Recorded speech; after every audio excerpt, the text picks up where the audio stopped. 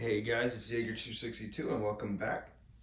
I got another figure review. I haven't been doing a lot of videos lately and I know that, but I just got the new Incinerator Trooper from Hot Toys, also just in time for the second season of The Mandalorian. And so like I did with the Stormtrooper and Krennic, I'm going to open the box up, I'm going to take a look at it.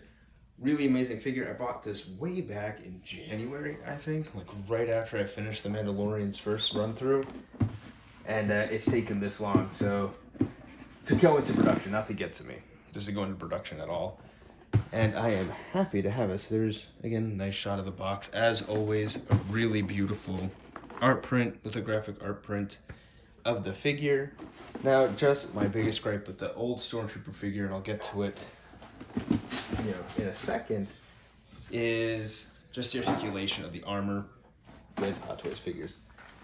Comes with the standard 5 different hands, 7 if you include those. That's because instead of having a pair of hands, this has 2 non-standard hands to work with the flamethrower. I'll get to that. And then here's what you get in the box. And he's impressive. I think he stands as tall as the original Stormtrooper, but I don't know, when I think about the box, he just felt a little bit taller. And that could be because I didn't have the other one to compare him to, but he is an impressive figure. So go over some of the accessories first, because there's a lot of steps to assembling this guy compared to a normal Hot Toys figure, or like Director Krennic, I suppose, when you're putting on his helmet. Take that off, and his flamethrower has an actual working harness. So first things first, hoses, about good 7 inches of hose there. Very flexible. Of course, the really cool thing is he gets the flame effect, which looks pretty cool. It's translucent. I don't know if you could see that in the camera, but he put a light source behind it, or if you wanted to mount LEDs inside of the flamethrower itself, you could light it. And then of course here's the flamethrower. Not a lot of weathering on it, but the paint apps are still really nice. And I'll say that about the Trooper as well. Not a lot of weathering on him per se, but they did do a little bit. So of course, hollow nozzles there for the fuel injection, and of course hollow barrel, and it just mounts. Push it straight down in there, it'll lock into place, and then those 2 little parts will go right there. I think a fairly impressive looking flame effect. Oh, and top portion of the blaster flamethrowers where these hoses connect to, and once you get them in there, it's a really good fit, but it's almost, they did it right on a bracket, so it's pretty much seamless all the way through, which is nice. Gunmetal looking tanks on a more weathered backing, like the red stripe that goes all the way around. Imperial insignia is nice. Pressure nozzles, all that. I don't think anything actually moves on top, but it is cool. There's a hole here and here for the hoses. And then working straps, which these are adjustable. I adjusted mine for my particular figure, just so that way it had a nice tight fit. It even has a clip that you clip on. So without further ado, let me get the figure out.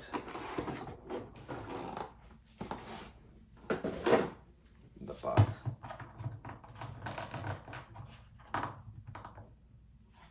So there he is, fairly impressive in size. And real quick, let me get my other Stormtrooper just to compare them and see if they are the same size. I believe it's the same figure, at least it should be, but the width, they did the belt. And I'll show you this right now. One doesn't come with, it comes with a place for the thermal detonator in the back, which would be this right here. Not a cloth belt, it's all plastic, 1 piece of plastic. Helmet is done the same way though. Okay, yeah, that's what I thought. So he is actually taller than the standard Stormtrooper, and his helmet's a little bit bigger. And the reason for that is when you assemble him, you need to take it on and off, and so it needs a bigger ball joint in there, just some ease of access. Not that you couldn't take his head off, but I wouldn't want to.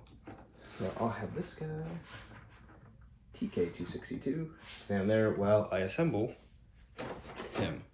So first thing you're gonna do is, God, I hate doing this. I was afraid I'll break the ball joint, but pop his head off. A pretty nice helmet. You can see up inside, if I can get my camera to look at it, just like the original, it is a green piece of plastic in there for the lenses. So pretty cool. Then you're going to take the pauldron off. Now this is, I believe this actually works, this clasp. I haven't taken it off, I'm not going to. But you're basically going to just slide this down, take that off. And then what I can't do, and this is the articulation problem, is your neck's supposed to like bend his arms around and back, as far back as they'll go, but with the body glove and, you know, just standard Hot Toys articulation, that's about as far back as they go. Also, before I put it on, I will note this hole doesn't really seem to do anything once you put the backpack on. But there's where the thermal detonator goes. In this case, it's just padding, which doesn't actually line up to anything on the backpack. Yeah, so slip one arm in. Does make it a little bit easier if you take his hands off. I just don't like doing it because then the armor tends to slide off. Get him up there. And of course, mine's a little bit different because, like I said, I did make mine tighter just for my guy, which of course you could do on your own or adjust it as you see fit. The only thing I don't like, and I'll get to this in a minute, is there's a lot of loose straps that I don't really know what to do with, but they look good anyway. Since you get that over and up, you're gonna wanna actually clip this on. I'm sorry if I'm not showing this properly, but it is really hard to do, especially with the camera in your face. But yeah, I don't know if you heard that, but that clip right there, like I said, is a real clip. I twisted him. And it does function, so. Like that, and then, so you can see it. Boom, just like that. Clips on. My adjustments did not make it through, but you just adjust it like any strap. You got a piece right here, hold it up, and then you're gonna, I mean, it's really simple, self-explanatory stuff, but I just like doing it just because I think it's so cool that Hot Toys made a toy where you can actually work the straps. So yeah, that's what he looks like with the backpack on, more or less. Mine kind of tugs off to the side. I think that's because I got these on twisted, which I do. So we untwist these guys and it should sit flush.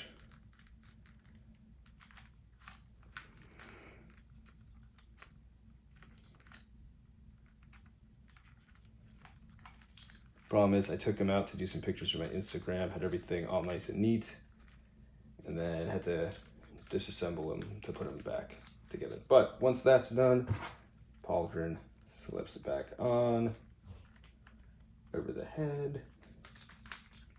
Of course, the head can come back on now. If I could just do it without breaking his head. Okay. Alrighty. So,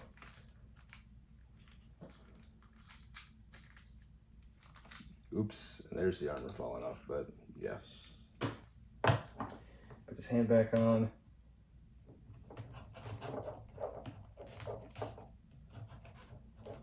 And even though, I don't know if it's just a new helmet sculpt that makes him a little bit taller, if it's the same body and everything, but Articulation is identical, so I'm not going to do a full run through. These are, of course, the loose strips I was talking about. I don't like the way that they look. I'm not going to cut them, but I do just tuck them, at least when I display mine. I tuck them in the back. Or I found another good place to put them is up under the breastplate. So, yeah, there's that. And then, oh geez. One weakest point for me on any Hot Toys Trooper is just the wrist joints, because the armor blocks it. Not really that big of a deal though. It just makes a connection to the joint a little bit loose. So there he is with the backpack on. And now I'm gonna put the trigger hand on. I found it hard both ways, whether I put the gun in first or put the trigger hand first. It didn't matter. Both were pretty hard to do just because of that joint. And then getting him to pose around his armor is kind of hard. Doesn't really, the gun's kind of huge, so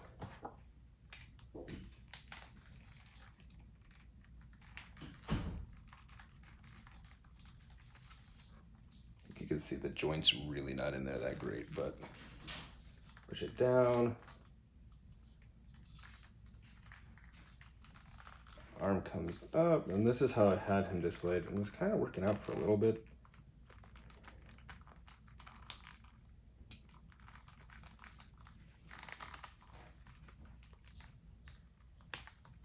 But yeah, I can't get, so I was able to get him to almost reach over. I had him displayed like that for a while, but with Hot Toys, it's really hard to get a good pose out of their figures. Now on the box, they have a super close pose, close in on the flamethrower, and they do it by switching left to right. And I don't know if that way is actually easier. Might be.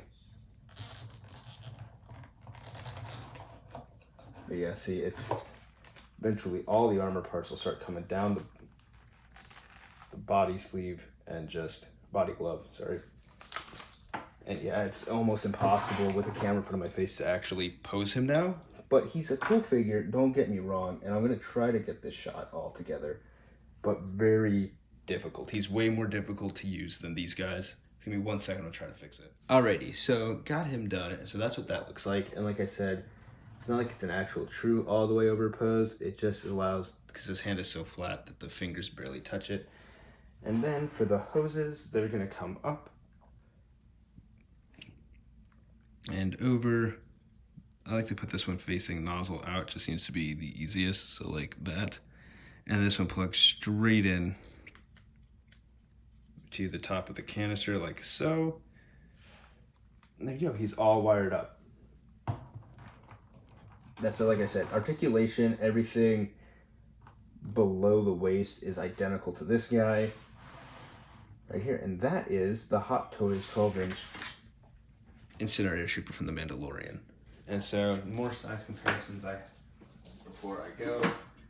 He's also, like you saw, a little bit more difficult to play with, or I should say pose, play with them, collectible figures, but a little bit more difficult to pose. But he is fairly tall. He stands a good deal taller than Director Krennic there. That's mostly because Director Krennic is about the same size. Or it could just be because I'm looking at it weird. I don't know. He just seems like a really tall figure to me. Which I like. They were a different breed of Stormtrooper. Obviously, the Legends lore is now back in canon. So there he is with Princess Leia. And at least she's a shorter Star Wars character. But yeah, he's just a really cool, looks cool on the shelf. Let me get these other guys out of the way. And just, I don't know, I like the attention to detail. They did wear the paint job a bit, and I'll show you a close-up shot of that. So, you can see there's some light weathering, and, well, I don't know if my camera's focusing on it properly, but some brown, some dirt on the boots. It carries up to here, and then a little bit on the chest and helmet, but not much. It's mostly just going to be this worn paint job. So I might be doing a video next on my other YouTube channel, just what he looks like, or doing a weathering video of him. But they did use like a really nice brown wash, so it's kind of muted. You have to look really close to see it. But if you're into that not so dirty kind of collectible, it's exactly what they did with their other Stormtrooper, where they have that light gray wash or a little grunge wash against all the seam lines. Just to kind of show some shadows and wear, but not to completely dirty up the figure. So yeah, all around, really cool figure. Glad I got one. If you don't have one, I do highly recommend it. The only problem I have with this figure, biggest problem I have, is displaying him with the flamethrower out like this means I don't have a lot of space on my shelf for him. But that is a problem I'm happy to have, because there's no way I'm going to display him without that. So thank you so much for watching. As always, like and subscribe if you enjoyed the video, and I will see you next time.